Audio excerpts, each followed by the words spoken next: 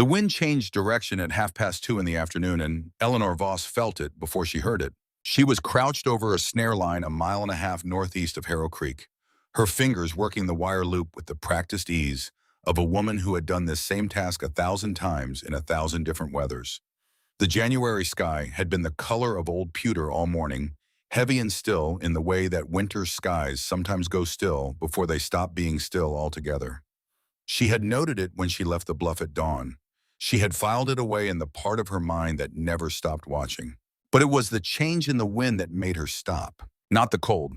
Cold was a constant in Wyoming in January, as reliable as the sun and far less welcome. What made Eleanor Voss set down her work and rise slowly to her full height was something subtler than temperature. The air had been pressing from the northwest and all morning, steady and dry, carrying the faint mineral scent of the high plains. Then in the span of perhaps 3 seconds, it shifted. The pressure dropped. The scent changed to something deeper, something that had no name in ordinary language, but that Eleanor's body recognized the way a body recognizes the smell of smoke before the eyes find the fire. She straightened up and looked northwest. The sky in that direction had gone the color of a bruise, not gray, not even the deep slate of an ordinary storm front. This was purple, the specific shade of purple that Eleanor had seen exactly once before in her life, on a morning in February of 1879 on the open Dakota plain, when she had been 43 years old and still had a husband and a daughter, and a life that looked the way lives are supposed to look. She did not run immediately. She knelt down first, pressed her palm flat against the frozen ground, and held it there. People who witnessed this habit of hers, and some people in Harrow Creek, had witnessed it from a distance, over the years generally took it as confirmation of what they already believed about her. She was eccentric. She was touched. She was the widow woman from Raven Bluff who talked to rocks. What she was actually doing was listening. The ground carried information that the air could not. Vibration moved through frozen earth in advance of the disturbance that created it, the way a railroad worker presses his ear to the rail to hear a coming train long before it appears on the horizon. Eleanor had learned this not from any book, but from 7 years of solitary observation, from seasons of pressing her hand to the cold ground in all conditions, and noting what she felt against what she later saw.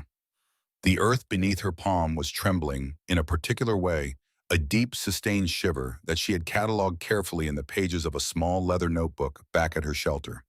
She had only felt that specific tremor twice before.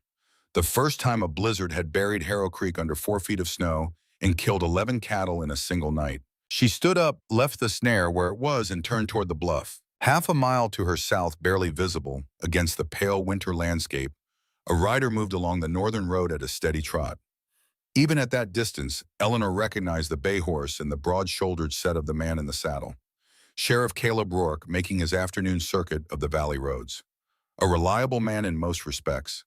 Reliable in his rounds, reliable in his opinions, reliable in his certainty that the world worked in the ways he believed it worked and not in any other way. She watched him for a moment.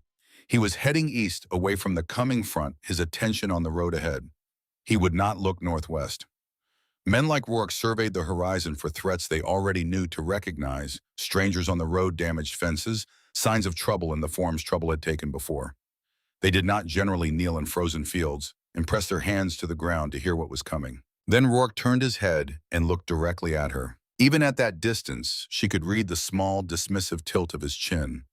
She had seen it before on his face and on the faces of most of the men in Harrow Creek, a gesture so habitual they probably did not know they were making it. He saw a gray-haired woman crouching in a field, and he saw what he expected to see, the widow Voss doing something peculiar, as she was generally understood to do. He turned away and rode on. The purple sky advanced behind him without hurry, the way things advance when they do not need to be in a hurry, because they cannot be stopped. Eleanor started walking faster. She was not afraid, almost. Fear was a response she had trained herself to work around rather than through, in the same way she had trained herself to work through cold, through exhaustion, through the kind of silence that falls in a place after something terrible has happened. What she felt as she turned toward Raven Bluff was closer to clarity.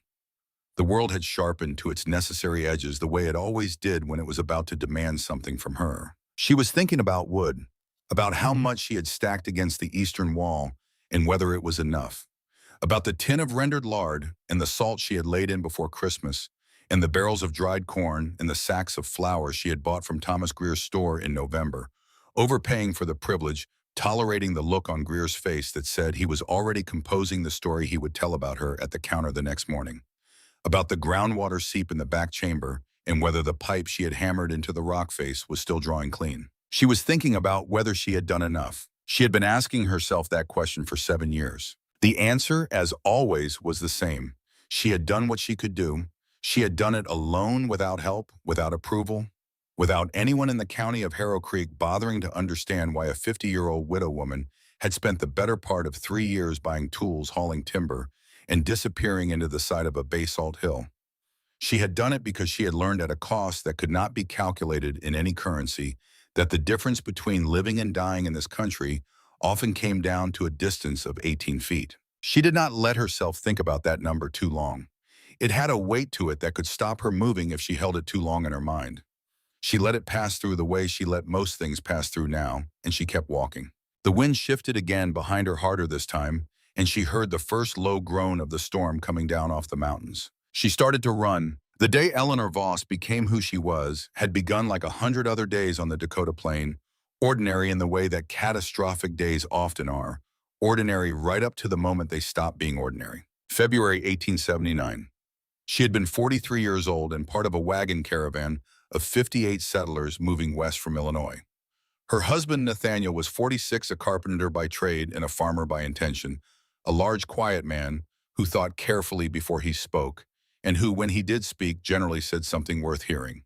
Their daughter, Clarissa, was 19, possessed of the specific brand of hopeful energy that belongs to the young before the world has had enough time to complicate it. Eleanor had been the group's medical resource for most of the journey, her hands steady and her manner calm, in the way that 7 years of working in field hospitals during the war had left her calm. She was not the kind of woman who frightened easily. She was, however, the kind of woman who paid attention to the sky.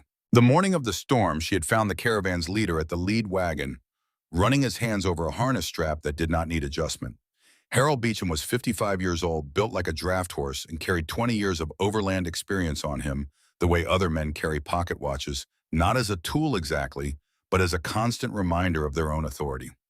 He had guided parties from Illinois to Wyoming 6 times without losing a person, a fact he found occasion to mention with some regularity. Eleanor stood beside him and looked at the western sky. The clouds had the wrong texture, not the deep rolling cumulus of a building storm, but something flatter and faster, moving with the kind of urgency that meant the cold air behind it was moving faster still. "We should stop," she said. "Make camp here and wait it out. The pressure has been dropping since before dawn." Beecham looked at her. He had the eyes of a man who had heard many things in his life and sorted them rapidly into 2 categories: things that came from sources he respected and things that did not. Eleanor knew which category she occupied without needing to be told. "Pressure," he repeated. "The air, the weight of it. When it drops like this, a hard front is coming. Mrs. Voss." He said her name with a particular kind of patience, the patience a large man uses when he is explaining something to someone he considers smaller, and he said it loudly enough that the men checking their own harnesses nearby could hear. "I have crossed this territory 6 times. I have read this sky more times than I can count. This is a cold snap moving through. We push on." Someone laughed. She did not look to see who. She looked at Nathaniel, who was standing near the second wagon with his hands in his coat pockets. He met her eyes. He did not laugh.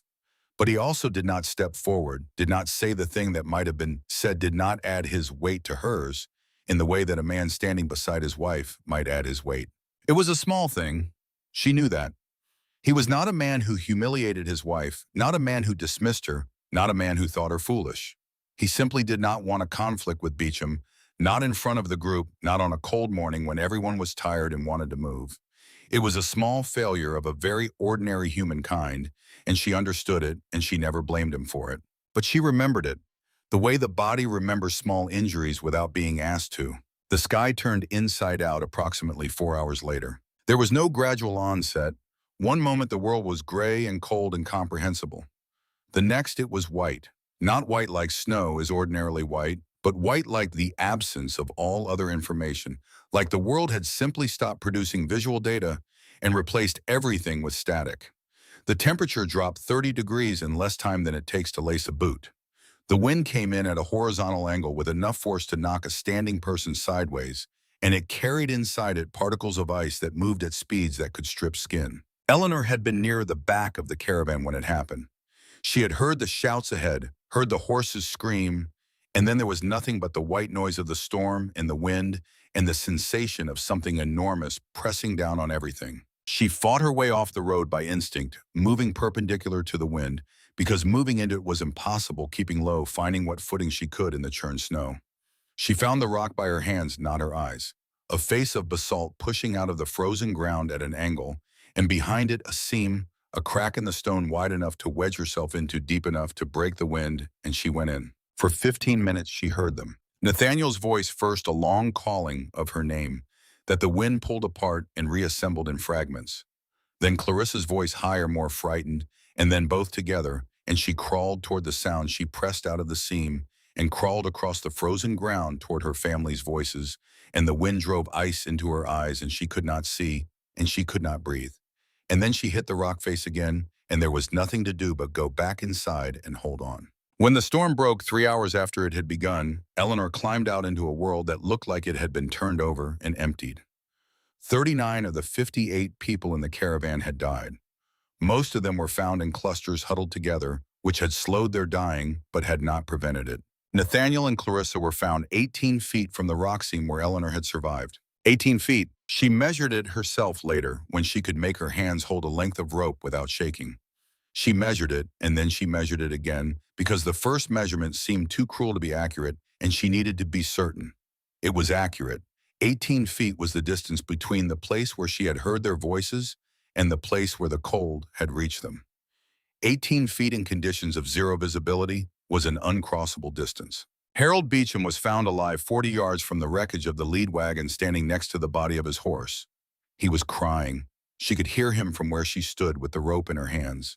He was a large man, and he was crying in the helpless way of someone experiencing a grief he had not been built to carry. And Eleanor stood in the snow and looked at him and understood something she had not understood before. She had been angry in the first minutes after finding Nathaniel and Clarissa. She had expected the anger to be directed at Beecham, and some of it was, and she knew that some of it always would be. But standing there watching him cry, she understood that Harold Beecham was not a villain. He was not cruel, not malicious, not even particularly reckless by the standards of men who led wagon trains across difficult country. He was simply a man who had never been wrong about the sky, not in 20 years, and who therefore had no frame of reference for the possibility that he could be wrong about the sky. He had not dismissed her warning out of contempt. He had dismissed it out of a bedrock certainty in his own experience that was so deep he could not see around it. That kind of certainty, she understood, standing in the snow with the rope in her hands, was more dangerous than malice. Malice you could fight. You could argue against it, expose it, resist it. But a man who is simply certain, who has earned his certainty through decades of not being wrong, cannot be reached by argument. He can only be reached by consequence. She turned away from Beecham and began walking. There was nothing else to do.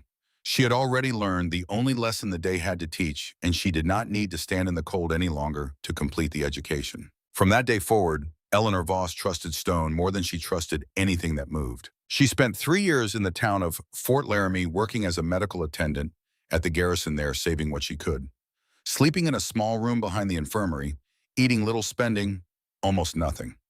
By 1882, she had enough to purchase land in Wyoming, and she looked for land the way she looked for everything after 1879, with the specific question of what it could shelter. The 35 acres she bought east of Harrow Creek were by any conventional measure worthless.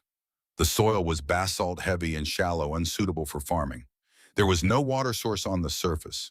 The terrain was broken and uneven, pitched toward a bluff on the eastern edge that caught wind from every direction in summer and delivered it at full strength. No one had built on it.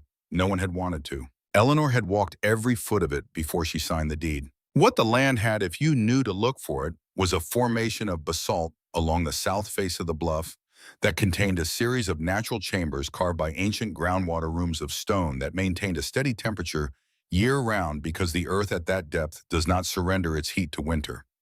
She had tested it methodically. The ambient temperature in the largest chamber held between 48 and 52 degrees Fahrenheit every day. She recorded it even in January, even in the deep cold weeks.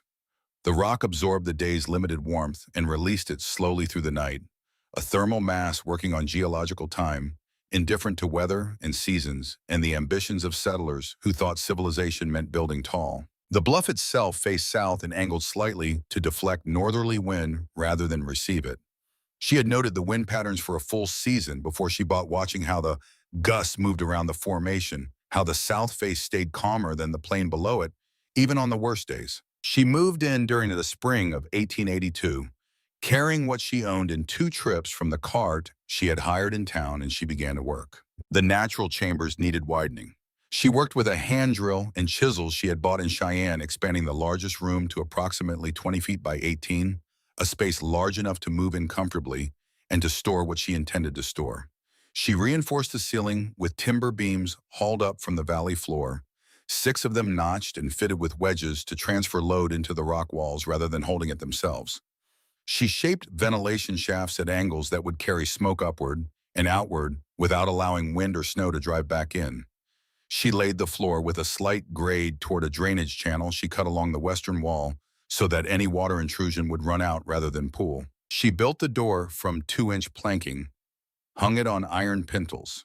She forged herself over a portable forge during the first winter and sealed the frame with strips of canvas treated with linseed oil. She carved storage shelves into the soft interior walls of the secondary chamber and lined them with timber.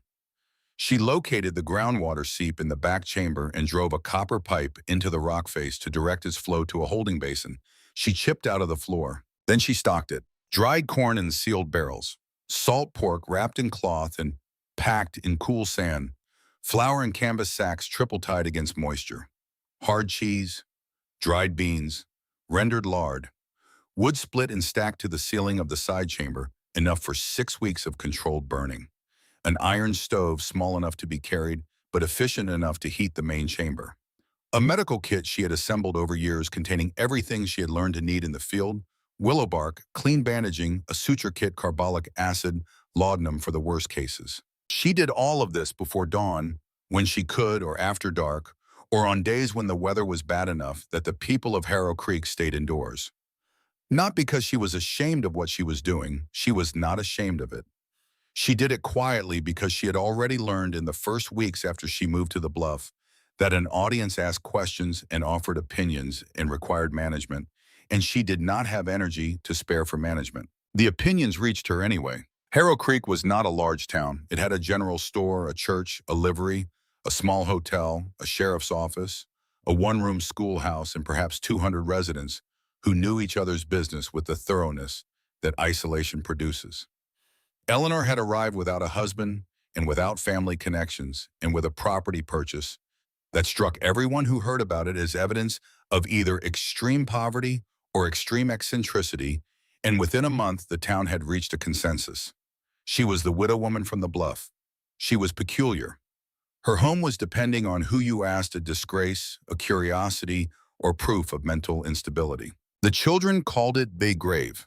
They dared each other to run close to the entrance and then back again at speed, shrieking with the particular delight of children, terrifying themselves with something safely distant. The adults were less playful about it. Sheriff Caleb Rourke rode up to Raven Bluff on a Tuesday afternoon in the autumn of 1883, about a year after Eleanor had moved in.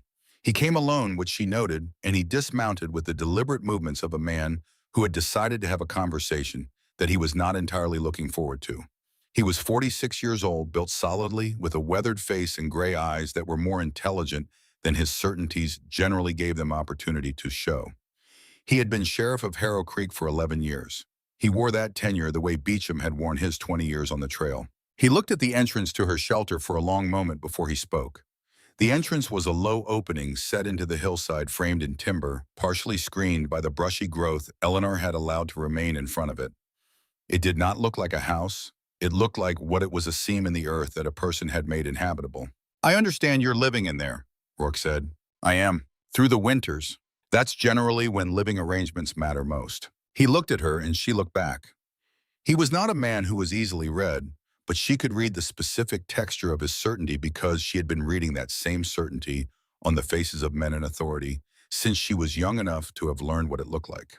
"I've seen people freeze to death in this territory," he said.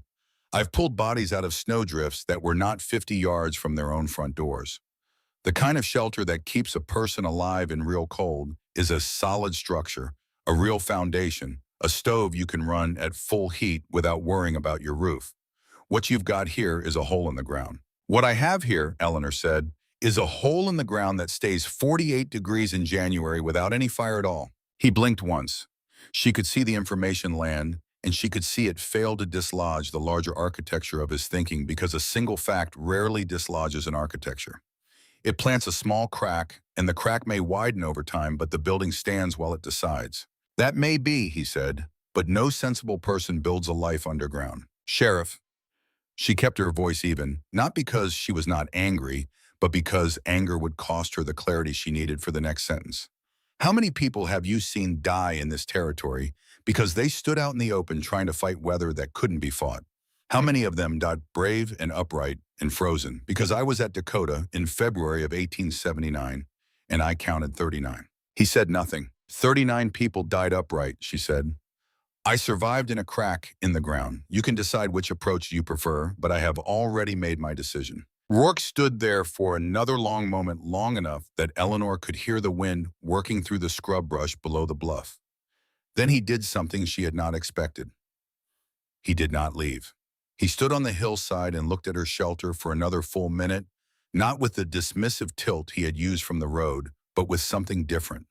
It was the look of a man who had been handed a piece of information that he did not know what to do with yet. He put his boot in the stirrup and mounted his horse. You'll stay inside when a serious storm comes, he said. It came out somewhere between a command and a question. That is precisely what I intend to do, Eleanor said. He rode back down this bluff without further comment. She watched him go, and she noticed the thing she had noticed in his face before he turned away, that look of unfinished calculation, and she filed it away in the same part of her mind where she kept everything she did not yet know what to do with. The more direct opposition came later that same autumn, in a form she had not entirely anticipated. Mayor Douglas Hatch called a public meeting at the town hall on a Thursday evening in October. The posted notice said the meeting was to discuss matters of community appearance and standards. And Eleanor did not see the notice until 2 days before the meeting when Owen Price mentioned it to her while he was helping her move a timber beam up the bluff. Owen was 17, the son of the town's blacksmith, and he had taken to appearing at Raven Bluff with the persistence of a stray cat that has decided it lives somewhere regardless of what the occupants of that somewhere think about it. Eleanor had attempted to discourage him 4 times. He had returned each time with a new question and on the third visit with bread. She went to the meeting. Hatch was a self-made man in the full sense of the phrase, meaning he had come to Harrow Creek with nothing and had built something from it through genuine work and genuine intelligence. He was 52, broad across the shoulders with a mayor's instinct for public performance and a businessman's instinct for calculating costs. He ran the meeting with the ease of someone accustomed to rooms that deferred to him, and when Eleanor walked through the door, in the middle of his opening remarks, the room went quiet, in the specific way rooms go quiet when they encounter something unexpected. She let him finish his remarks before she stood. She had brought the paper from her coat pocket, and she laid it on the table in front of her. It was a single sheet covered in her close, careful handwriting. 39 names, she said before Hatch could respond to her standing. These are the people who died on the Dakota Plain in the blizzard of February 1879. I knew 31 of them. 39 people died in the open that day. I did not. She looked at Hatch directly. You are concerned about what newcomers will think when they see my home. I am concerned about what the next blizzard will do to people who have no shelter that can hold against it. I would ask the mayor which concern he believes the territory's next dead will find more relevant. The room was very quiet. Hatch approved the building permit at the close of the meeting. He added a single condition: the structure could not be visible from the main road into town. Eleanor took the paper and read the condition. She looked up at Hatch, and he met her gaze with the expression of a man who has made a pragmatic concession and wants it understood that this is not the same as admitting error. She folded the paper and put it in her coat pocket. She was nearly at the door when she heard a voice at her elbow, quiet enough that no one else could hear it. She turned. Margaret Hatch stood close beside her, the mayor's wife, a woman of 48, with fine-boned features and careful posture, and eyes that had seen considerably more than her public manner indicated. My husband is not a bad man, Margaret said. She was looking at the door rather than at Eleanor. He is afraid of being wrong. Men like him, when they've built everything themselves from nothing, the thing they cannot afford is to have been wrong. It would undo too much. She paused. He has been talking about you for 2 years. People who don't concern him don't get talked about. Eleanor looked at her. That isn't comfort, Margaret said. "Oh, I know that. I just thought you should know what you're actually dealing with." She moved away before Eleanor could respond, rejoining her husband near the front of the room with the practiced ease of a woman who had spent years moving between public and private selves without showing the seam. Eleanor walked out into the cold night air and looked up at the sky, which was clear and dense with stars and giving nothing away. She stood there for a moment, turning over what Margaret had said, and found that it did not change anything practical. She still had her permit. She still had her shelter. She still had work to do. But it did something to the texture of her solitude to know that somewhere in that town, in that house, a woman had seen her clearly and had thought the seeing was worth a quiet word. She walked home to the bluff. 3 years passed. She stocked and reinforced and prepared. She filled the pages of her leather notebook with temperatures and wind observations and calculations. Owen Price appeared regularly enough that she stopped making a show of not expecting him, and she let him help with the things that were genuinely easier with 2 pairs of hands, and she answered his questions when the answers were worth giving, and she sent him home before dark. She heard the town's opinions of her work through Owen, through the occasional words of the few people who did not actively avoid her, through the simple osmosis of living near a community too small to keep anything fully private. She heard about Thomas Greer charging her more at the store and then describing her purchases to his customers as evidence of various things, mostly her instability. She heard about the children's game at the entrance to her shelter. She heard about Reverend Cobb's sermon on the dangers of isolation and self-reliance taken to ungodly extremes, which everyone in town understood was directed at her without her name being said. She heard all of it. She continued working. On the morning of January 17, 1886, Eleanor left Raven Bluff at first light to check her snare lines. She noted the sky and the pressure. She noted the particular way the horses in the valley below were moving tight-grouped, shifting direction, frequently the behavior of animals that sense what is coming before it arrives. She noted all of it the way she noted everything, and she walked out across the frozen ground with her wire and her tools, and she did her work, and she watched the northwest horizon. When the wind shifted, she rose and turned for home. She had covered perhaps 3/4 of a mile when she saw the shape in the field to her left. Small, dark against the snow, motionless in a way that was not the motionlessness of an animal at rest, but the motionlessness of something that had stopped moving because it had run out of direction. Lily Anders was 7 years old, the middle child of Jonas and Ruth Anders, who lived on the far side of the creek and who, where Eleanor knew, the kind of family that kept poor track of its children's whereabouts on ordinary days. The child was standing in the middle of an open field, with her coat half buttoned and her face wet with crying, and frozen, looking in all directions with the specific despair of someone who has lost the landmarks they were using to navigate. Eleanor stopped. She looked at Raven Bluff, maybe 3/4 of a mile away. She looked at the sky to the northwest, where the purple had deepened to something almost black at the horizon and was moving faster than she had estimated. She looked at the child. 3 seconds. She turned and ran toward Lily. She covered the distance in less than a minute, scooped the child up without breaking stride, and shifted direction back toward the bluff. Lily was too frightened to cry anymore.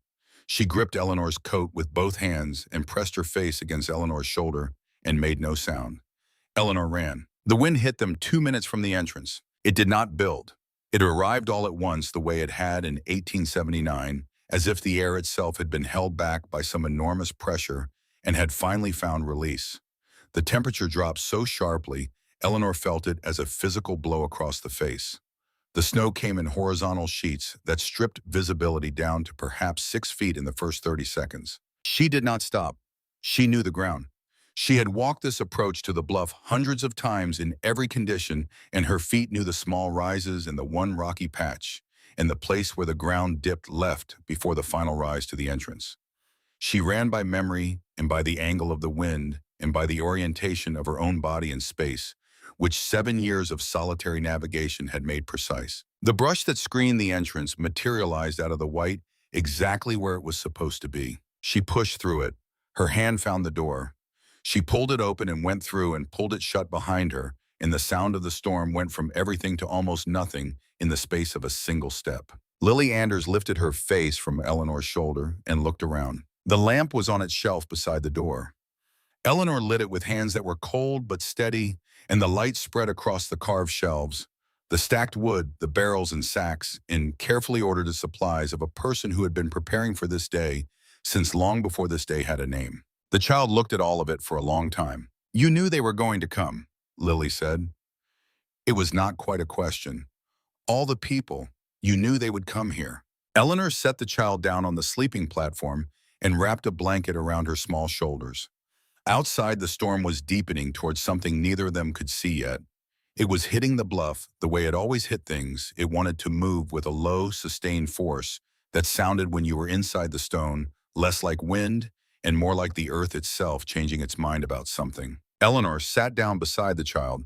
She put her hand flat against the cold wall and felt the rock hold steady beneath her palm. "I didn't know," she said.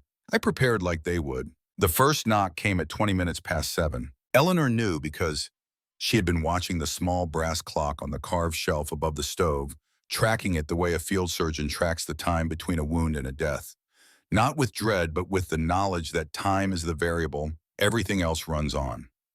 She had been inside for less than 2 hours. Lily Anders had stopped shaking and fallen into the deep, boneless sleep of a child whose body has decided that consciousness is no longer required. Eleanor had fed the stove carefully, bringing the main chamber up to a temperature that would sustain life without burning through wood at a rate she could not afford, and she had done a full inventory by lamplight, moving through each chamber with her notebook open, recording what she had against what she might need, calculating the math of survival the way she had once calculated the math of blood loss and available bandaging. She was not prepared for 32 people. She had prepared for 15, possibly 18. The inventory had been built around a maximum of 15 with enough margin to absorb 2 or 3 unexpected arrivals.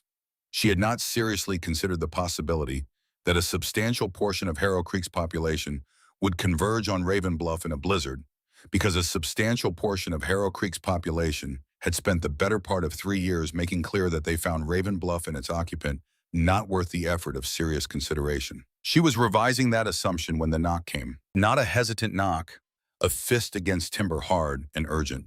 The knock of a person who has already decided that whatever's on the other side of this door is better than what is behind them. Eleanor set down her notebook and opened it. Sheriff Caleb Rourke stood in the entrance with ice across his shoulders and the beginnings of frostbite showing as white patches on both cheeks. He was in his full winter coat and his hat was still on his head, which told her he had not been outside long enough for the wind to take it, which meant he had left town recently, which meant he had waited longer than he should have before deciding to move. His horse was not visible, which meant he had left it or lost it. His eyes were the eyes of a man arriving somewhere he had never intended to arrive, and the expression in them was not shame and not gratitude. It was something more complicated than either. He did not speak. He stepped inside, and Eleanor stepped aside to let him. He stood in the center of the main chamber and turned slowly, taking in the full space the way a man takes in a landscape that contradicts his maps. His eyes moved across the reinforced ceiling, across the stacked and ordered shelves, across the stove and the lamp, and the sleeping child and the barrels and the carefully stacked wood, and Eleanor watched him absorb it. She watched the moment when the architecture of his thinking encountered a fact it could not accommodate without restructuring.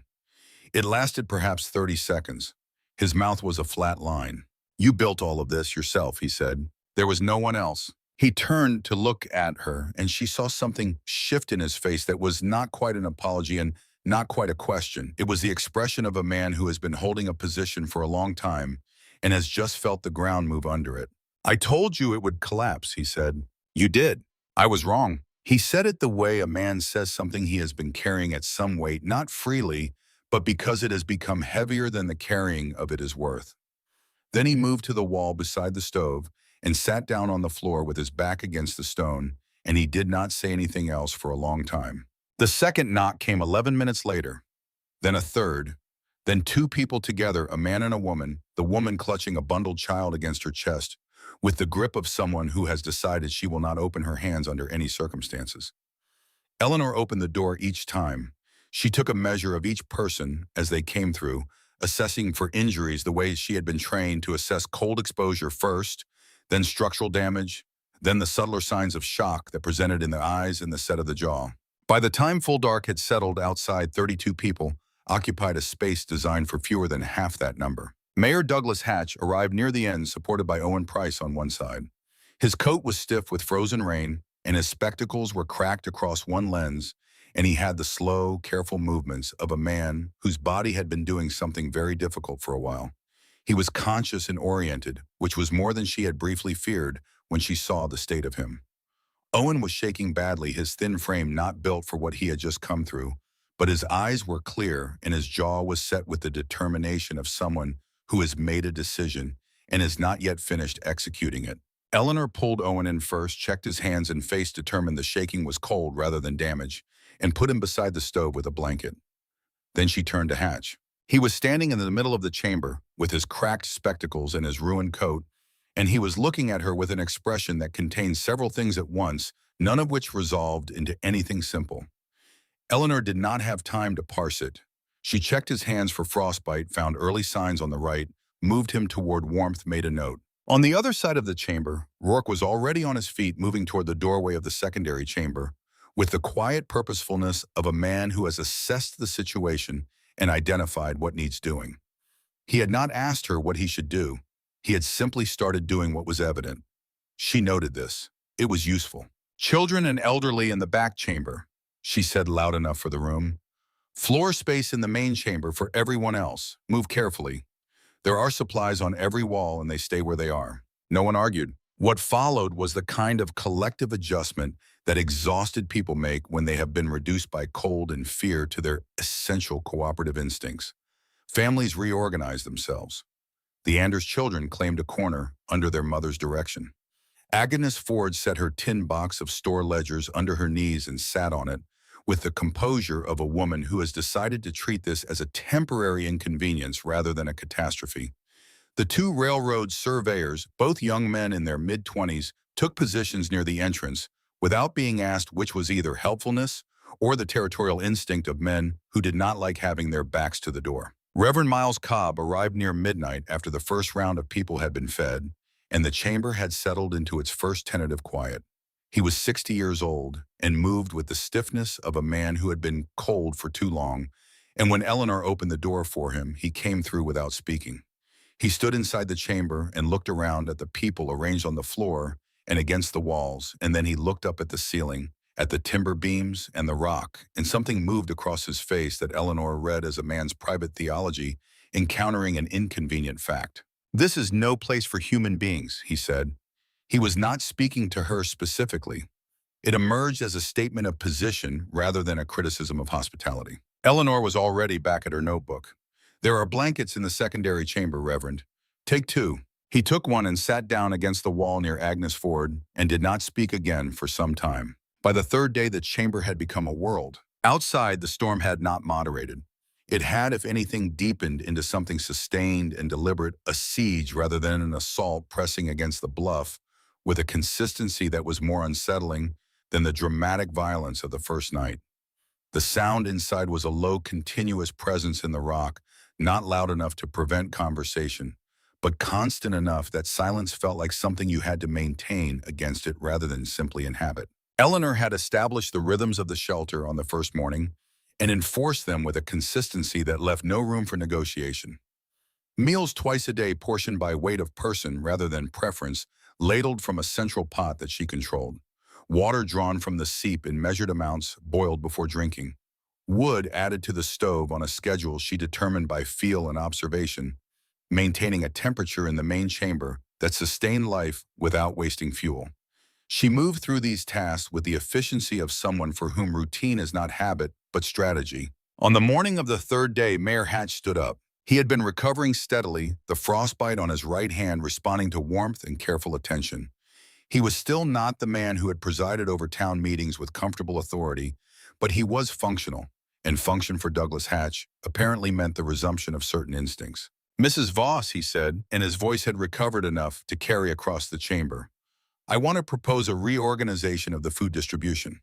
Those with children and elderly dependents require greater caloric support to maintain care capacity." A differentiated ration system would be more equitable than a flat distribution. The chamber went quiet, not the quiet of agreement, the quiet of people who are watching something they are not sure how to interpret. Eleanor looked up from the pot she was stirring. Rourke spoke before she did. He was standing near the secondary chamber doorway, and he said it without raising his voice or adjusting his posture in the flat, straightforward register of someone stating a fact rather than making an argument. Mayor, she calculated these rations against the number of people and the estimated duration of the storm. If the distribution changes, the arithmetic changes.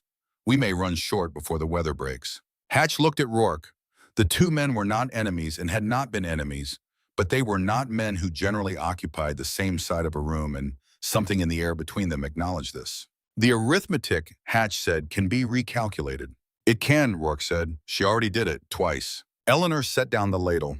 The room was watching both of them, but she directed herself at Hatch, and she kept her voice at the same temperature as the stone wall behind her. At current rations, the stores last 27 days.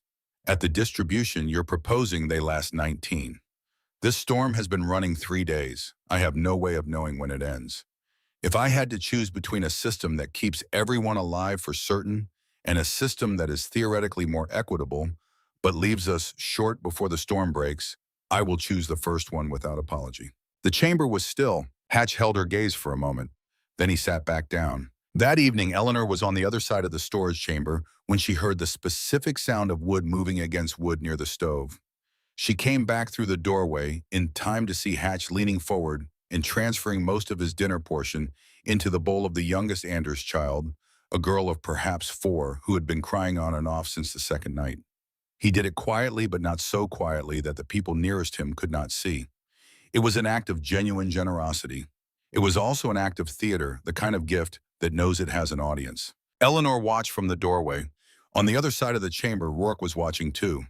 Their eyes met briefly, and the look they exchanged lasted perhaps 2 seconds, and it contained more mutual understanding than any conversation they had yet managed. She returned to the storage chamber without comment.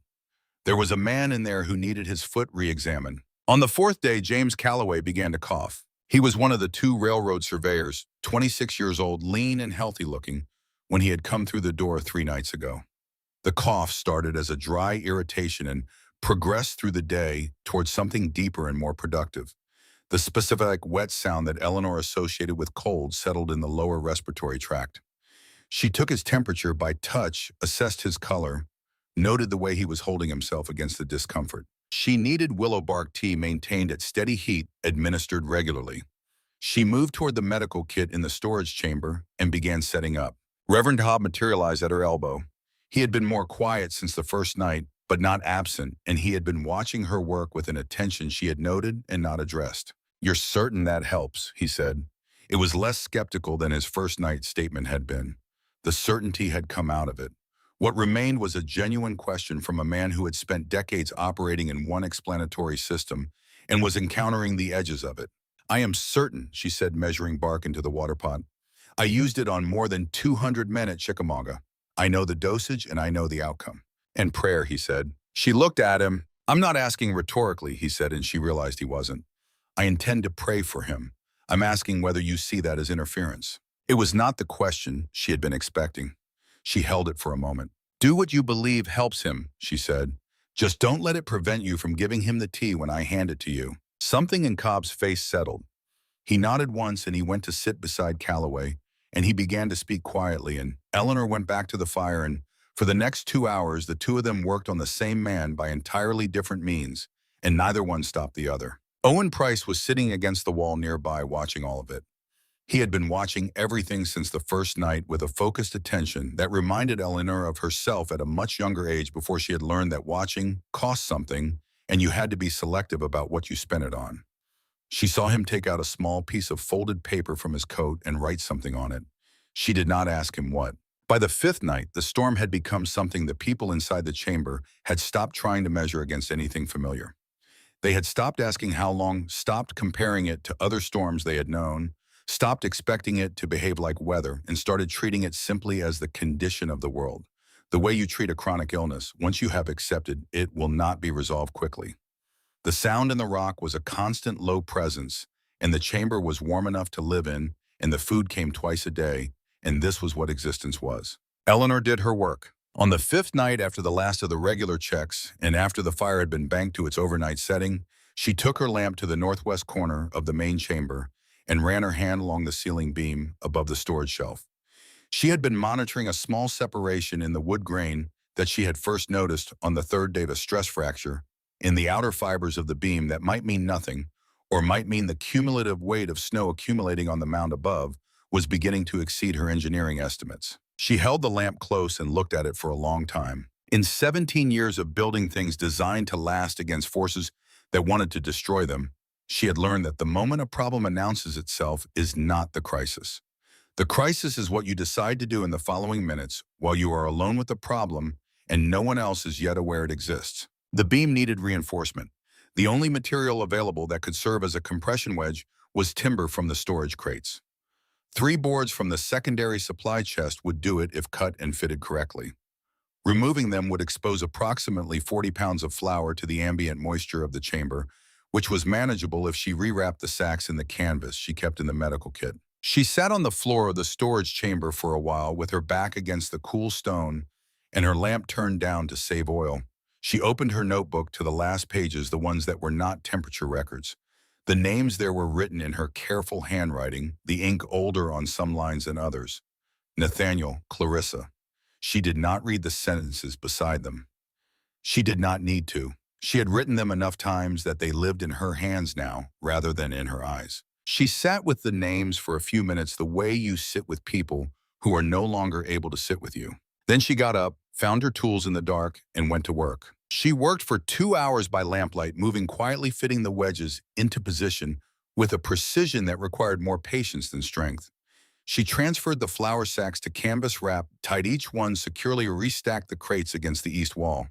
When she was done, she ran her hand along the reinforced beam and felt it solid under her palm, the stress distributed into the rock the way she had designed the whole system to distribute stress through stone rather than through wood. She extinguished the lamp and went back to the main chamber. The stove was holding at its banked level, the orange glow visible through the cast iron vents.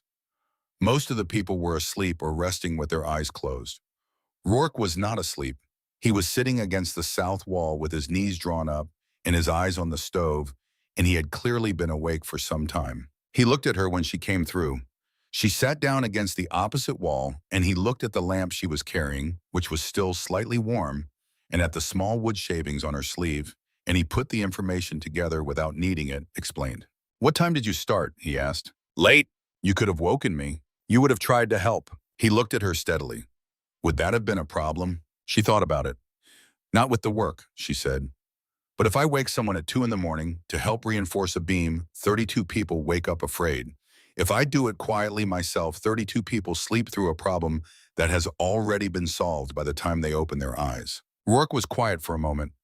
Outside, the storm pressed steadily against the bluff. "My father built the house I grew up in," he said. It came out with the careful inflection of a man who does not often arrive at this kind of territory in conversation. "Log cabin, Missouri. He was proud of it. It was a good house." He paused. "It burned down when I was 12. 1 ember from the chimney, wrong wind, 40 minutes from first smoke to nothing left."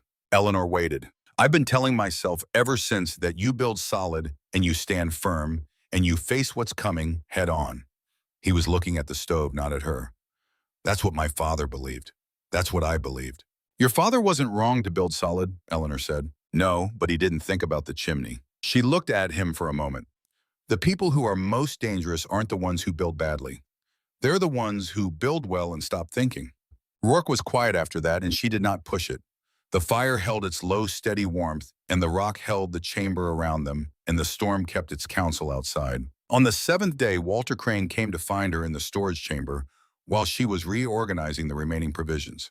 He was a broad-shouldered man of 45 who farmed the East Valley and who had, to Eleanor's knowledge, never said anything specific about her or her shelter, but had maintained a comfortable distance from both, which, in a small community, amounted to a form of participation in the consensus. He sat down on a crate with the deliberateness of a man who has been composing what he intends to say for some time. "I want you to know," he said, "that I bought extra flour in November. Enough to last my family 3 months. I was feeling good about that. He looked at his hands. I burned through half of it in 4 days, trying to keep the stove hot enough to survive. The cabin held temperature for about 6 hours in serious cold before I had to feed the fire again. I never thought about why. I just thought add more wood. Eleanor set down the sack she had been moving. Your walls, she said. What are they built from? Log. Good timber, well fitted. Thickness. 8 inches, maybe 10 at the base. She nodded once. Wood loses the fight over time. Stone has more mass. She stopped herself. She had said what was necessary. She did not elaborate. Crane sat with this. I thought solid meant heavy timber, he said, not going into the ground. Solid means mass that holds against temperature for longer than the emergency lasts, Eleanor said. That's what solid means. He nodded slowly, the nod of a man absorbing something that is rearranging other things it touches. Then he said, I told my wife when she heard about you moving into the bluff that it was the saddest thing I'd seen. A woman so beat down by life that she went to live in the dirt. He said it without self-exoneration, just as a fact being reported. I'd like you to know I understand that was wrong. Eleanor looked at him. I know what people thought, she said. I wasn't beat down, I was paying attention. On the 9th day, the door opened one more time. Eleanor was at the far end of the storage chamber when she heard it, the specific protest of hinges being moved from outside, and then a sound that the hinges made when a person was leaning on the door rather than simply opening it. She came through to the main chamber and saw 2 of the men near the entrance pulling someone through, and the someone was Thomas Greer. He collapsed on the floor of the main chamber with the specific weight of a person who has used up everything they had getting to where they are. His coat was frozen solid across the back. His hands were bad. His face was the color of old paper, and his breathing was the shallow, rapid work of a body that had been in serious cold for a long time and was not sure it was finished. Eleanor came to her knees beside him without hesitation. She had seen this presentation before many times in places where the cold was a weapon rather than a weather condition, and she knew the sequence of what needed doing. She called for water that had been kept warm near the stove, called for the second blanket from the medical kit, directed the men helping her to support his head rather than his arms. She worked over him for more than an hour with the steady, unhurried focus that is the only thing that is genuinely useful when a person is balanced on the edge of the kind of cold that does not let go. He came back slowly. The room was not asleep. Most people were watching the way you watch something that reminds you how close the margins actually are. When Greer's eyes opened and stayed open and found enough focus to recognize where he was, the room let out a collective breath. He lay still for a while, looking up at the timber-reinforced ceiling. Then he turned his head and found Eleanor's face. I thought you were out of your mind, he said. His voice was rough and slow. I know, she said. She was wrapping his right hand carefully, her attention on the work. I charged you more. He said it plainly, no performance in it, too tired for anything but direct. Every time you came in the store, I charged you more than I should have, and then I told people about it like it was funny. Eleanor tied off the bandage. She reached for his left hand. And then I told everyone in town about how much you'd bought, he continued as if the words were coming out now simply because there was no longer any energy to keep them in. I made a joke out of it. I said you were either crazy or you knew something we didn't, and I let people laugh at the first half. The chamber was quiet, not performing quiet, actually quiet, the quiet of people who have found themselves inside a moment larger than ordinary conversation. You're going to be all right, Eleanor said, still working on his hand. The fingers are cold, but they'll come back. You need to stay warm and still for the next day. I'm sorry, he said. She looked at him, not at his hands, at his face. When we get out of here, she said, charge fair prices. That's what I need from you. It was not forgiveness, and it was not absolution, and it was not the dismissal of what he had done. It was something more practical than any of those things. And in the silence of the chamber, where 32 people were listening, it landed as something heavier than comfort. She went back to the bandaging. What she did not tell Greer, what she did not tell anyone in that chamber on the 9th day, was what she had found the previous night on her second inspection of the ventilation system. The primary exhaust shaft, the one angled to carry smoke from the main chamber out through the north face of the bluff, had partially blocked. Not fully, not yet. But the ice accumulation in the upper section of the shaft had narrowed the opening to roughly half its design diameter, and the draft that had been moving reliably for 3 days was now moving at a reduced rate. She had tested it with a strip of cloth near the intake and noted the decrease. The stove was still drawing adequately for now, but if the storm continued and the ice built further, the situation would become serious in a way that would not announce itself gradually. She had sat with that information for 6 hours before she decided what needed to be done and who was capable of doing it. The answer to the second question was not reassuring. She had been carrying the problem of the ventilation shaft alone for 6 hours when she decided she could not carry it alone any longer. Not because she was afraid to act without consultation. She had acted without consultation for most of her adult life and did not find it burdensome. She was carrying it alone because the nature of the problem required a solution that involved another person's body going somewhere that other person's body might not survive, and she had learned in the long years since 1879 that decisions of that particular kind belonged to the person whose body was in question. She found Rourke awake before the others, sitting where he had taken to sitting in the early mornings, against the south wall with his back straight and his eyes on the stove. He had recovered fully from the frostbite on his cheeks, the skin still tight and slightly darker in patches, and he had the settled quality of a man who has found his function in a situation and is at peace with it. Eleanor sat down beside him and told him about the shaft. She told him simply, without drama, the way she reported anything that required a decision. Here is what I observed. Here is what it means. Here is the timeline. Here is what needs to be done. She told him that the shaft opening on the exterior face of the bluff was accessible from the mound above the main chamber, reachable by a person willing to climb in current conditions which were still severe. She told him that someone needed to go out and break the ice accumulation from the exterior opening using a wooden sounding rod she could prepare, and that the exposure time required was likely under 5 minutes if the person moved efficiently and knew exactly what they were doing before they went through the door. She told him the outside temperature was approximately 40 below with wind. She told him all of it, and when she was finished, she waited because this was the part that was not hers to decide. Rourke was quiet for a moment. He looked at the stove where the draft was still drawing, but drawing thin, the fire moving with a slightly labored quality that had been present for the last 4 hours. You were going to go yourself, he said. I was considering it, and you decided not to. I decided that if I don't come back, 32 people are in a worse position than if you don't come back. That's not sentiment, that's arithmetic. He looked at her then, and the expression on his face was the expression of a man who has spent his whole life being the person who makes the hard calculation, encountering someone who makes the same calculation, and arrives at a different answer about who is expendable. It was not comfortable for him. How long have you known about this, he asked. 6 hours. You let me sleep. There was nothing to be done in the dark that couldn't be done at first light. Waking you 6 hours early didn't change the shaft. He exhaled slowly, then he stood up. Tell me exactly what to do, he said. She told him. She had prepared the rod the previous night, a length of pine from the kindling stack, with the end shaped to a blunt point suitable for breaking compacted ice without damaging the shaft lining. She had cut the rope to the right length and already tied the loop at one end. She went through the procedure twice, not because she doubted his capability, but because precision at 40 below does not permit on-the-fly revision. Owen Price woke up while she was talking. He sat up from his place against the east wall and registered the rope in Rourke's hands and the set of Eleanor's face, and he said nothing, but she could see him making the calculation. I'll go, Owen said. Rourke looked at him. No, I'm lighter, easier to pull back. No, Rourke said again, and there was something in his voice that Owen recognized as a different register than the sheriff's usual authority. This was not an official no. It was the no of a man who has decided something and is not available for further discussion on the subject. Owen sat back. He watched. Eleanor helped Rourke into every layer available, packing the gaps with strips of canvas, wrapping his face until only his eyes showed. She checked the knot on the rope 3 times.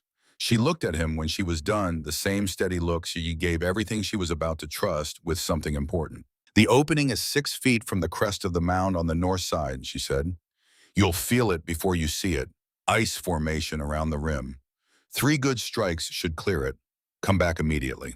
And if 3 strikes don't clear it, 4 strikes, she said. Something moved in his eyes above the canvas wrapping. It might have been the closest thing to humor either of them had permitted themselves in 9 days. He went through the door. Eleanor stood at the interior end of the rope with both hands wrapped around it. She had threaded it through the door frame rather than holding it at the door itself, which gave her better leverage and kept the door closed to near seal except for the rope's width. The cold that came through that gap was immediate and absolute, pressing against her face and hands like a physical presence. She counted. She had learned to count under pressure in field hospitals, where the count was the only thing that kept your hands working when your mind wanted to stop. She counted seconds now, tracking the rope in her hands for any signal, any change in tension that would tell her something had gone wrong. At 43 seconds, the rope went slack for a moment, and she tightened her grip and held, and then the tension came back and steadied. She kept counting. At 2 minutes and 11 seconds, she felt 3 sharp tugs in quick succession. She pulled. Rourke came back through the door with ice across his shoulders and ice in the fabric around his face, and his hands locked around the rod with a grip he was not immediately able to release. Eleanor got the door closed and got the canvas off his face and checked his hands before she checked anything else. His left hand was cold enough to concern her, but not damage the skin white, but still responsive when she pressed it. She put it between her own hands and held it there, applying pressure and warmth, and he let her do it without pulling away. The draft in the stove shifted within 4 minutes. She heard it before she saw it, the change in the fire's voice as the airflow normalized, the logs finding their draw, and the heat climbing back toward the level she needed it at. Around the chamber, people were beginning to wake. Most of them had slept through it.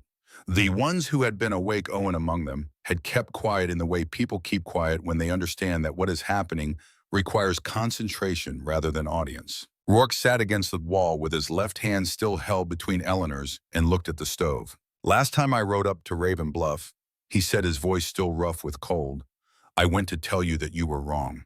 I remember. This time I went up to prove that you were right." He paused. "That's not nothing." Eleanor looked at him for a moment. Then she released his hand, checked the color once more, determined it was recovering correctly, and stood up. "It's not nothing," she said, and she went to check on the morning rations. The 10th morning arrived without announcement. Eleanor was already awake when it happened, as she had been already awake for every significant change over the previous 10 days, sitting against the east wall with her notebook open and a lamp turned low. She noticed the change first in the sound, or rather in the absence of sound. The low, continuous pressure in the rock that had been the substrate of everything for 10 days was gone. Not diminished. Gone. She sat very still for a moment, testing the silence, not quite trusting it. Then she got up and went to the door. She opened it slowly. The brush screening the entrance had been pressed flat by the accumulated weight of the days, and beyond it the world was white and still and luminous, with the specific quality of light that follows a long storm. Everything clean and overbright, the shadows precise and blue against the snow. She stood in the entrance for a long time, looking at the valley below. Behind her, she heard people begin to stir. The sound of the door, the quality of the light coming through it, moved through the chamber and brought people upright from wherever they had been resting, and one by one, and then in small groups they came to where she was standing. 32 people crowded the entrance in the small space outside it and stood in the first morning after the storm. Nobody spoke for a while. The valley was unrecognizable in its transformation, the town half-buried roof lines sagging under the weight of 10 days of accumulation. Fences, invisible, the familiar landmarks of ordinary life, rearranged into a landscape that required relearning. Smoke was beginning to rise from a few surviving chimneys, thin and pale, climbing straight up in the windless air. The 33 of them stood in that cold, bright silence and took account. Eleanor was not looking at the town. She was looking north along the line of the road that ran toward the far end of the valley, toward the place where a bay horse stood tied to a fence post at the edge of a property she recognized as Harold Beecham's. The horse was alive, moving slightly against its tie, exhaling visible breath into the cold air. There was no smoke from Beecham's chimney. Rourke came to stand beside her. He followed her gaze. He did not say anything immediately.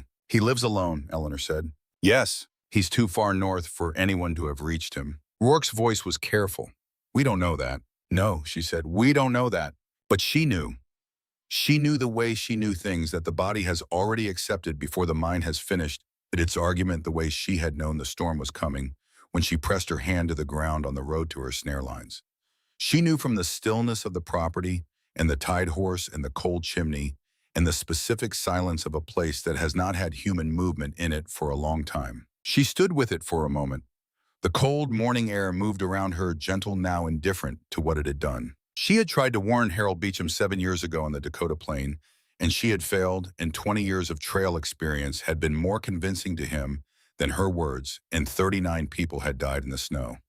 She had built her shelter and stocked it and prepared it partly in response to what Harold Beecham's certainty had cost her, and she could not now decide how to feel about the possibility that Harold Beecham had died in the same storm that her preparation had survived. Rourke sent 2 men north on the best available horses within the hour. Eleanor did not go with them. There were still 32 people who needed the transition from the shelter-managed, carefully frostbitten extremities that needed monitoring in the cold outside air, children who needed to be kept warm during the walk down to the town. She had work to do here, the work she had always had, and she did it. They found Harold Beecham in his barn 3 days later, when the snow had settled enough to allow access to the North Road. He had gone to his animals when the storm hit, covering them as best he could, and the cold had found him there. He was not far from his livestock. He had not been alone in the way that people who die in their beds are alone. But he was gone. Eleanor heard the news from Owen Price, who came to the bluff the afternoon they brought Beecham back to town. Owen sat down on the rock outside the entrance and told her quietly, watching her face. She looked out at the valley for a long time. He was the one who told them to keep moving, Owen said, in 1879. Yes. Owen was quiet for a moment. He was 18 and he was learning how to sit with the complicated weight of events that do not resolve cleanly. Are you glad he's gone after what he did? Eleanor turned to look at him, and the look was steady and without performance. No, I'm not glad. She paused. I am sad for a man who spent his whole life being right and did not have enough time left to understand what it cost him. She turned back to the valley. And I am angry because he should have known there was somewhere to go. Nobody told him. That is, a failure of something. Owen wrote something in his small notebook. She did not ask what. The weeks that followed were the strangest of Eleanor's time at Harrow Creek. Stranger in their way than the 10 days in the shelter, because the 10 days had been comprehensible. Survival has a logic to it that organizes everything around a single clear objective. What came after was less organized and in some ways more demanding.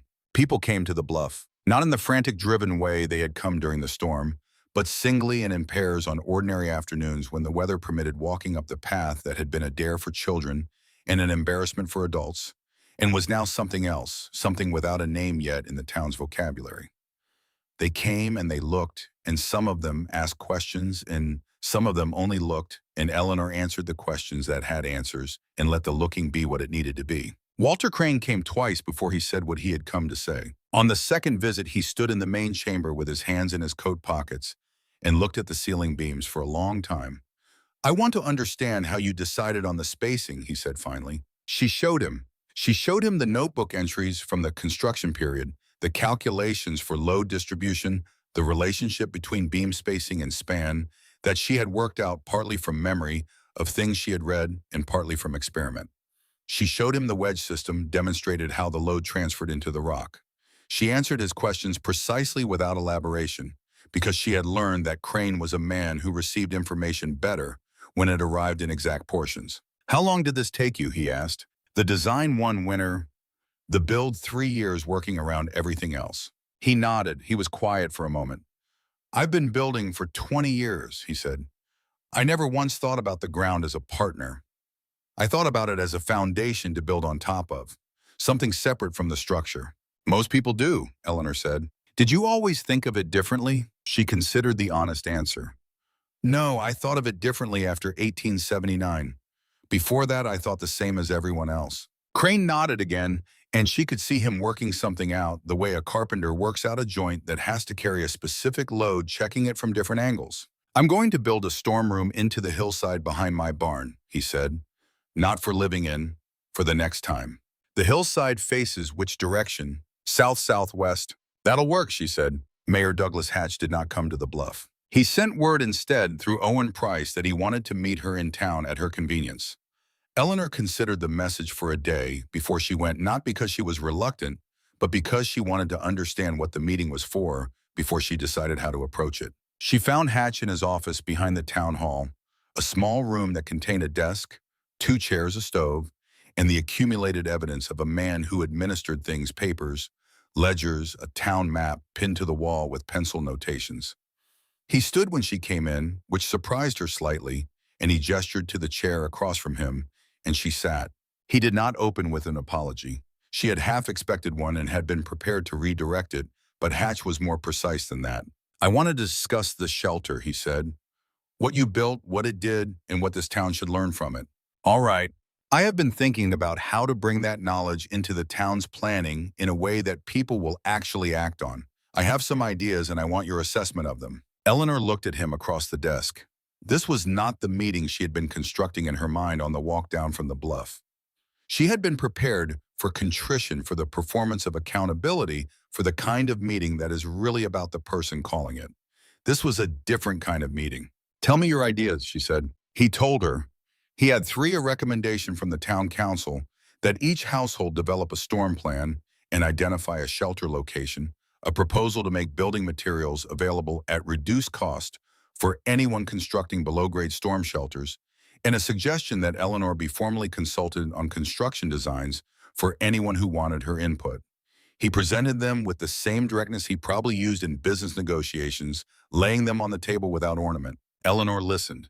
Then she said, the first one will be ignored by most people. Print it anyway because the ones who act on it will need the social permission of an official recommendation. The second one will be used by about a third of the people who need it and will matter greatly to those people. The third one should not have my name attached. Hatch looked at her. Why not? Because there are still people in this town who will reject an idea that comes with my name on it out of habit. If you attach my name to the consultation process, some people won't use it. If you say the town council recommends experienced local builders consult on storm shelter design, the same people will come to me because I'm the person with the experience. Take my name off and leave the experience on. Hatch was quiet for a moment. She could see him working through it, following the logic. You're asking me to take credit you're owed. I'm asking you to make the process work, she said. The credit is not the point. He looked at her steadily. It should be the point. What you did deserves recognition. What I did keeps 32 people breathing, she said. That is the recognition. The rest is bookkeeping. He leaned back in his chair. Something in his posture changed, a slight release of whatever he had been holding ready for this conversation. You are a more practical person than I have been giving you credit for being, he said. It was not quite an apology. It was something more specific than an apology. It was a revision offered in plain language from a man who did not revise himself easily. And you, Eleanor said, are a faster learner than I expected. They came to an agreement in that small room without drama, without the theater of public reconciliation. The town council would issue its recommendations. The materials would be made available. The consultation would proceed under the rubric of experienced local expertise. Eleanor would be the expertise. Her name would appear in the record because she insisted on that one point, but not in the announcement. Hatch walked her to the door of the town hall when they were done. He held it open and she passed through, and he said to her back as she was leaving, "My wife told me something after we came out of the shelter. She said she thought you were the most prepared person she had ever seen and the loneliest." Eleanor stopped. She did not turn around. She wasn't wrong about the prepared part, she said, and walked back toward the bluff. Margaret Hatch came to visit 3 weeks after the storm on a clear afternoon when the valley was deep in snow, but the air had lost its killing edge. She brought a tin of shortbread, which she set on the shelf near the entrance, with the manner of someone who has decided to make an ordinary social call in an extraordinary place.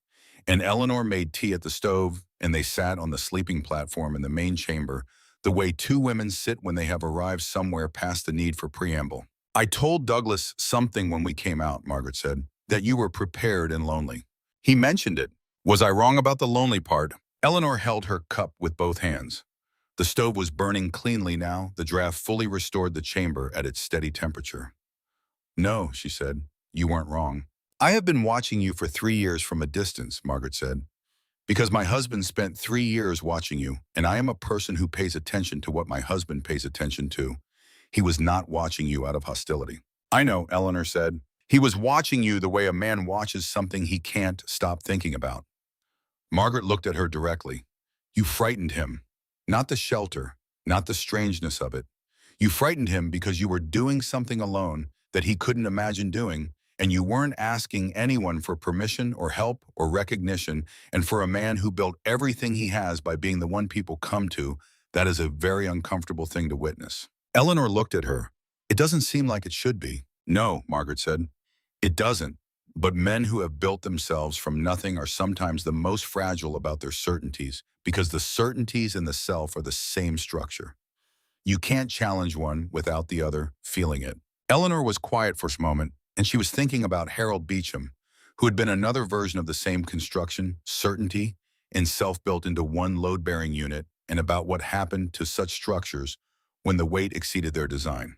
Your husband came around, she said. He did, Margaret said. He needed the right kind of pressure. She picked up her cup. You provided that. They sat together for a while longer, talking about practical things, about the town's plans, about the families who had been in the shelter and were doing well, and the ones who were doing less well. It was the first time Eleanor had sat with another woman in her own home since she had moved to Raven Bluff, and she was aware of this in the way you are aware of something you had stopped expecting and had therefore stopped missing. It was not painful, it was simply present. Margaret left before dark, walking carefully down the snow-packed path toward the valley. Eleanor stood at the entrance and watched her go. Owen Price appeared the following afternoon with his coat pockets full of questions and his notebook tucked under his arm as he generally appeared. He had been coming to the bluff regularly since before the storm, but his visits had changed quality since the 10 days in the shelter. He was not a curious boy anymore in the way he had been. He was something more purposeful, moving toward a thing he had not yet named but could feel the shape of. He helped her carry a new supply of wood up from the valley because she had let the stock run low, and the restocking was genuine two-person work. And when they were done, he sat on the rock outside the entrance with his notebook and looked at the valley below. My father came to see the storm room I built behind our barn, he said. I heard. He didn't say anything. He just put his hand on the wall and stood there. Owen paused. I think that was him saying something. It was, Eleanor said. He was quiet for a moment. Then he took out the notebook and held it without opening it. I've been writing down everything I've seen you do for 2 years. Not the technical things, though I've written those too.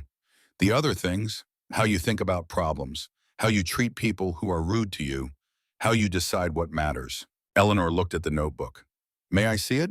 He handed it to her. She sat with it for several minutes, turning pages. He had written in a precise small hand, which she recognized as the handwriting of someone who had learned early that paper was a resource to be used carefully. He had drawn small diagrams alongside some entries, sketches of construction details accurate enough that she could recognize what they depicted. But most of the pages were what he had described observation, behavior, the patterns of a person's choices under pressure, documented with the quiet attention of a natural scientist. She closed it and handed it back. Keep writing, she said. I intend to, he tucked it under his arm. Reverend Cobb is going to mention the shelter in his sermon Sunday. He asked me what he should say, and I told him to talk about paying attention. That's the right answer. He didn't seem entirely sure about it. He'll find his way to it, Eleanor said. He's already further along than he was 10 days ago. Owen stood to go. He was halfway down the path when he stopped and turned. There are 2 babies born in the valley since the storm ended, he said. The Anders family and the Crane family. Both girls. He paused. Ruth Anders wants to name her daughter Eleanor. Something shifted in Eleanor's chest. She held it carefully, the way you hold something fragile. That's Ruth's decision, she said. She asked me to ask you if it would be all right. Eleanor looked out over the valley where the late afternoon sun was laying long shadows across the snow-covered rooftops, and the smoke was rising from the chimneys in the good straight lines of fires that were burning as they were supposed to burn in houses that were holding their warmth. It was still cold. It would be cold for months yet. But the cold was the ordinary cold of a Wyoming winter, which was not the cold of 10 days ago. It was the cold that the valley knew how to live with. Tell her yes, Eleanor said. Tell her I am honored. Owen nodded and continued down the path. Eleanor stood at the entrance to her shelter and watched the valley for a while longer. Spring was still months away, and the next winter was already in the practical part of her mind, a thing to be planned for. There would be new storm rooms to advise on new questions to answer, new calculations to run. There was work to do, as there had always been work to do, and she was not a person who found the prospect of work unwelcome. She went back inside and sat down by the stove with her leather notebook and opened it to the last page. Nathaniel's name was there. Clarissa's name was below it. The sentences beside them were faded now, written and rewritten over 7 years until the paper had taken the words into itself, and the ink was more memory than marking. She picked up her pen and added 2 new names at the bottom of the page, not below the others in the way of a list. Beside them in the way of company, Eleanor, and beneath it in her careful hand the second name she had been given without asking Stone. She looked at the names for a moment, then she set down the pen. Outside, the last of the afternoon light was going gold across the snow. On the mound above the chamber, and the bluff held the cold, the way it always held it steadily without complaint, with the patience of something that had been holding things for longer than any of the people who lived in its shadow could quite comprehend. The stove breathed its slow, even breath. The rock kept its temperature. The smoke rose from the vent shaft in a clean, straight line, visible for miles in the still winter air, a signal to anyone who knew to look for it that something warm was here, had always been here, and would be here when the next storm came. She closed the notebook, set it on the shelf beside the lamp, and began to prepare the evening fire.